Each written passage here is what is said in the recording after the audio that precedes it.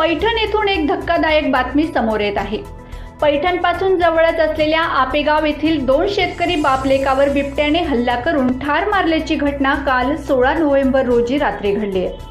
अशोक सखाहरी आवटे व त्यांचा मुलगा कृष्णा अशोक आवटे हे आपल्या शेतात काम करत असताना नरभक्षक बिबट्याने हल्ला करून जागीच ठार केले।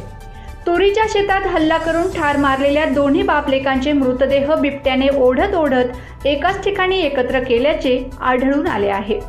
घटना घडलेले ठिकाण हे गोदावरी नदीच्या काठावर असून अत्यंत दाट झाडी झुडपाचा परिसर आहे।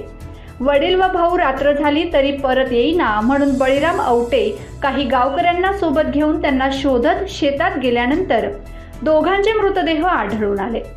सुरुवातीला हा प्रकार संशयास्पद वाटल्याने पैठण पोलिसांना बोलविण्यात आले।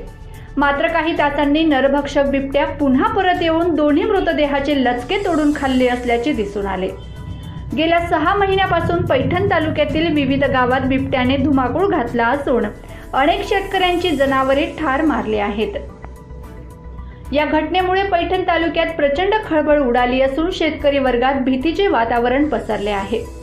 घटनेची माहिती समजताच वन विभागाचे वनसंरक्षक अधिकारी ए.जी. पाटील, वनपरिक्षेत्र अधिकारी एस.बी. तांबे, आनंद गायके, वनपाल मनोज कांबळे, वनरक्षक आर.टी. जाधव, उमेश मार्कंडे, विश्वास साळवे, गोविंद वैद्य यांसह वन विभागाची शीघ्र कृती दल टीम घटनास्थळी दाखल झाली। घटनास्थळाचा पंचनामा करून परिसरात ड्रोनच्या सहाय्याने बिबट्याचा शोध घेतला जात आहे। पैठण पोलीस स्टेशनचे पोलीस निरीक्षक किशोर पवार व उपपोलीस निरीक्षक रामकृष्ण सागडे यांनी गावाला भेट देऊन परिस्थितीची पाहणी केली आहे। दोन्ही बापलेकांचे मृतदेह पैठणच्या शासकीय रुग्णालयामध्ये शवविच्छेदन करून कुटुंबियांच्या ताब्यात देण्यात आले।